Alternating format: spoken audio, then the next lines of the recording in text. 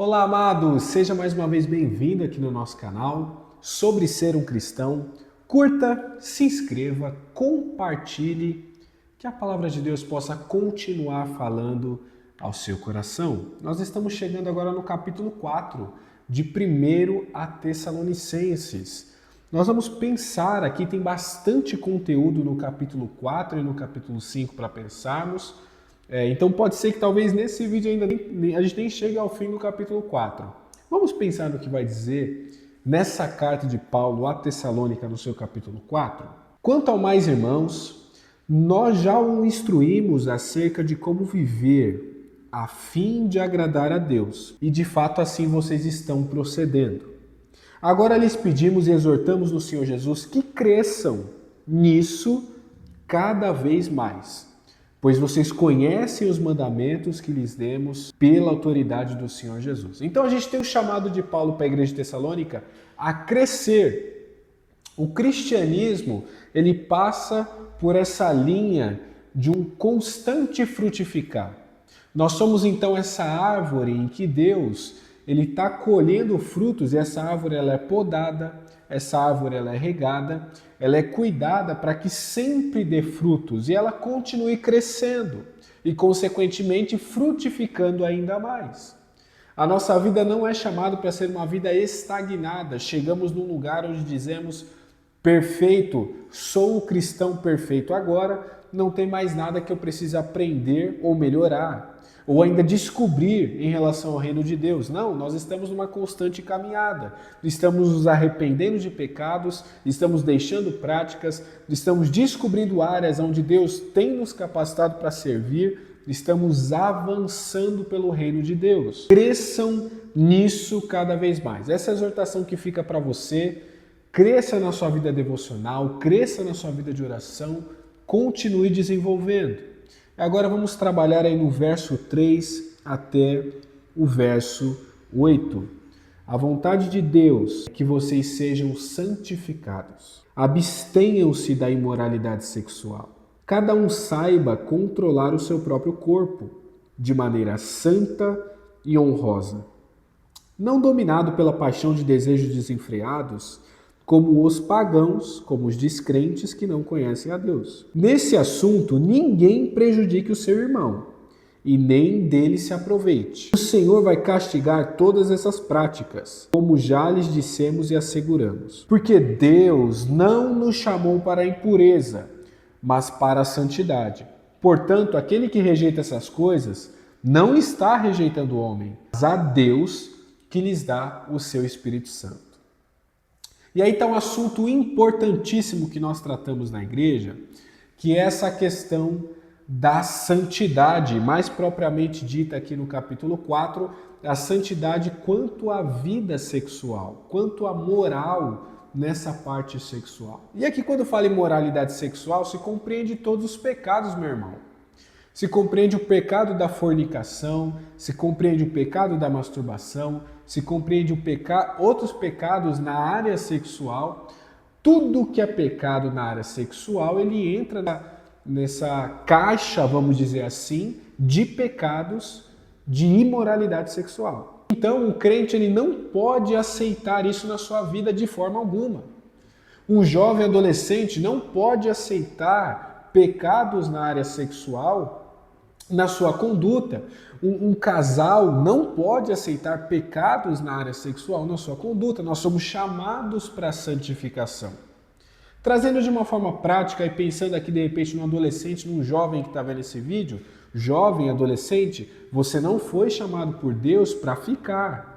Você não pode ficar, porque o ficar é esse relacionamento sem compromisso e Deus não te chamou para viver numa prática carnal com alguém sem compromisso. Ficar não é de Deus. E mesmo que você diga que está namorando, se o teu namoro não está convergindo para uma mentalidade de casar em breve, você está ficando, você não está namorando, porque namoro tem propósito. O namoro ele é para terminar em um noivado e consequentemente um casamento. Então, nós precisamos cuidar como cristãos de sermos santos, de viver uma vida coerente. O crente não pode assistir pornografia. O crente ele não pode aceitar práticas que são fora da realidade cristã. Pensamentos imorais, pensamentos maliciosos, palavras maliciosas, uma vida de imoralidade na área sexual. É preciso viver uma vida constante de santificação. Nós somos chamados para isso.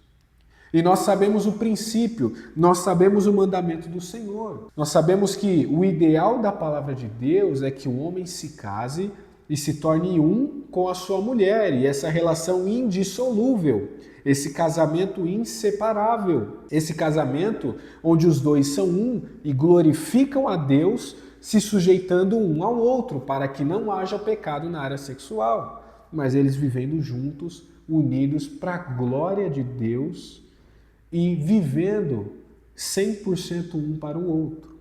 Esse é o chamado bíblico para que não haja pecado na área sexual. Inclusive, Paulo ele vai dizer que, olha, aos solteiros eu escrevo que não casem.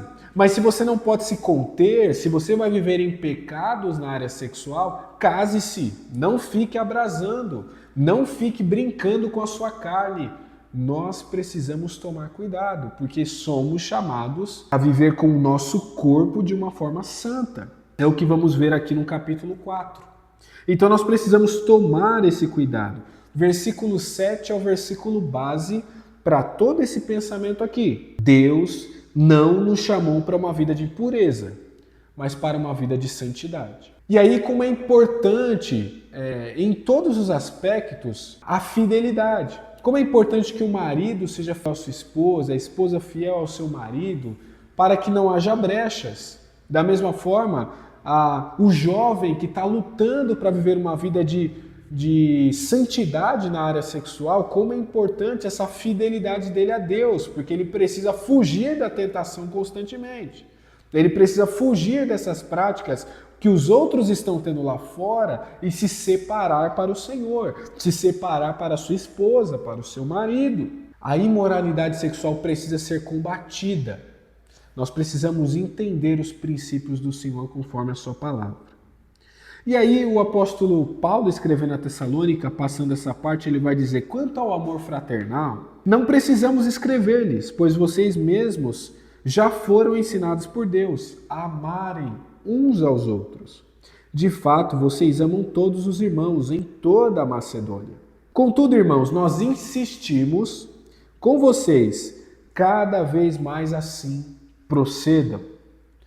Esforcem-se para ter uma vida tranquila, cuidar dos seus próprios negócios, trabalhar com as próprias mãos, como nós os instruímos, a fim de que andem decentemente aos olhos dos que são de fora e não dependam de ninguém.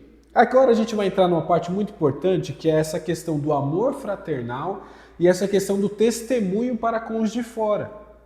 O amor fraternal, a igreja de Tessalônica é uma igreja amável, é uma igreja que está se empenhando, que ama o apóstolo Paulo, que ama missões, que amou Timóteo. E Paulo, na verdade, insiste, irmãos, confirmem isso ainda mais. Se mantenham nisso, porque amar dá trabalho. Amar desenvolve renúncia para que você possa amar. Amar desenvolve compromisso. Insista nisso ainda mais e se firme nisso. Ame. Por mais que dê trabalho, ame. Perdoar é amar. Servir é amar. Se envolver, se relacionar é amar. E esse chamado, esse compromisso à igreja, individualmente a você e a mim, é algo que precisamos ter constantemente. Estar juntos, participar e se envolver. Nós somos chamados a viver esse amor entre os irmãos, esse amor pela igreja, para com a igreja. Nós somos chamados para isso. E aí tem essa palavra interessante que o apóstolo Paulo vai dizer a Tessalônica, que é: esforce-se para ter uma vida tranquila, cuidar dos seus negócios, trabalhar com as suas mãos. E aí essa questão do testemunho. Como é maravilhoso a gente poder ver uma família cristã e a gente ver uma família onde tem um pai, uma mãe, seus filhos, seja 2, seja 3, seja 5 filhos, e essa família vivendo de forma harmoniosa. Um pai que cuida do seu lar, que é um provedor, que assiste a sua casa em tudo que precisa, assiste os seus filhos em tudo que eles precisam, uma mãe que da mesma forma com os seus filhos, também edificando o seu lar, ela abençoa a sua casa, e essa família se torna um modelo, um exemplo, não só de família cristã, mas de uma família que glorifica a Deus. Paulo está chamando a igreja de Tessalônica a impactar a Macedônia, impactar a Tessalônica com o seu testemunho. Porque no contexto gentil, no contexto helênico, no contexto grego, no contexto romano, essa vida que causa escândalo, essa vida de bebedeira, essa vida de imoralidade sexual, de libertinagem, essa vida de idolatria a deuses e tantas outras coisas, era vista por todos. Mas o que seria impactante nesse evangelho de anunciar Jesus é as pessoas olharem para o povo da igreja de Tessalônica e dizerem: nossa, eles vivem uma vida extremamente feliz, saudável, uma vida tranquila, uma vida decente. Deus, Ele quer que eu e você, meu irmão, tenhamos uma vida de testemunho ilibado, irrepreensível, correto, coerente. Nós precisamos nos santificar para isso, como eu falei no assunto anterior aqui da carta, mas nós precisamos ser intencionais em cuidar dos nossos negócios, em se esforçar, trabalhar com as próprias mãos, se esforçar para construir essa vida tranquila. É uma construção que envolve boa administração, que envolve investimento, que envolve trabalho, planejamento, e como pessoas que querem viver essa vida tranquila, nós precisamos fazê-lo. Mas também como igreja precisamos fazê-lo para que sejamos referência para quem nos vê. E aí, nós temos na sequência, não vou entrar agora, vou entrar no próximo capítulo, mas do verso 13 até o capítulo 5, no seu versículo 11, Paulo vai falar sobre a volta de Jesus. Então nós vamos entrar com essa parte agora no próximo vídeo, tá bom?